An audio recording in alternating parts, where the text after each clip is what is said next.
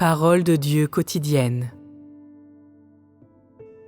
Il existe de nombreuses similitudes entre la culture traditionnelle et la superstition. Seule la culture traditionnelle a certaines histoires, allusions et sources.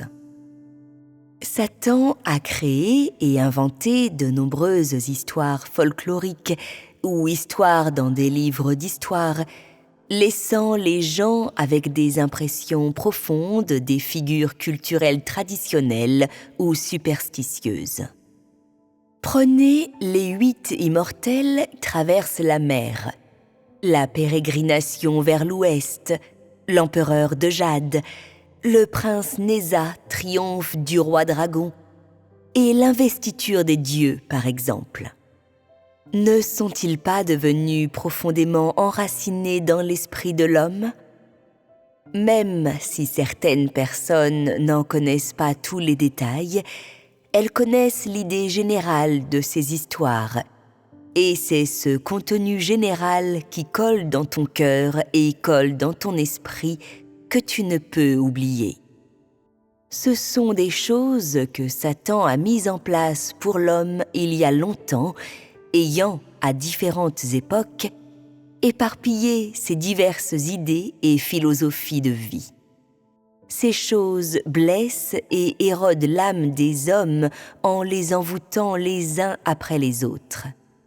C'est-à-dire qu'une fois que tu as accepté ces choses qui découlent de la culture traditionnelle, des histoires ou de la superstition, une fois que ces choses sont incrustées dans ton esprit, une fois qu'elles sont coincées dans ton cœur, c'est comme un mauvais sort.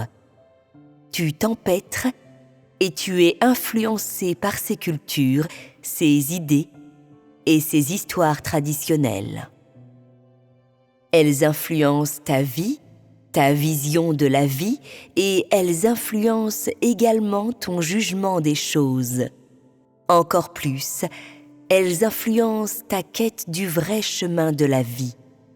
C'est vraiment un mauvais sort. Tu essayes, mais tu ne peux t'en débarrasser. Tu les combats, mais tu ne peux les abattre.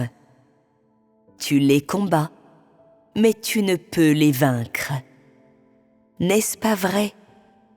Oui.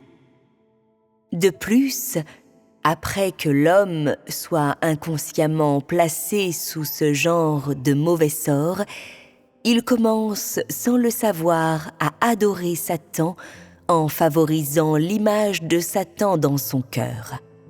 En d'autres termes, ils considèrent Satan comme leur idole, un objet d'adoration pour eux et à mettre sous leur regard, allant même jusqu'à le traiter de la même manière qu'ils le feraient pour Dieu.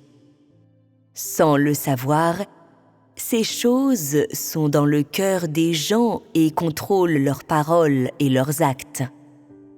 Tu reconnais inconsciemment l'existence de ces histoires en les transformant en de véritables personnages, en les transformant en de véritables objets actuels. Sans le savoir, tu reçois inconsciemment ces idées et l'existence de ces choses. Tu reçois aussi inconsciemment des diables de Satan et des idoles dans ta maison, dans ton cœur. C'est vraiment un mauvais sort. Avez-vous le même sentiment ? Oui.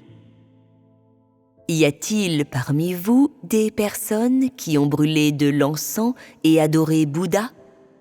Oui. Quel était donc le but recherché en brûlant de l'encens et en adorant Bouddha ? Priez pour la paix. Est-il absurde de prier Satan pour la paix ?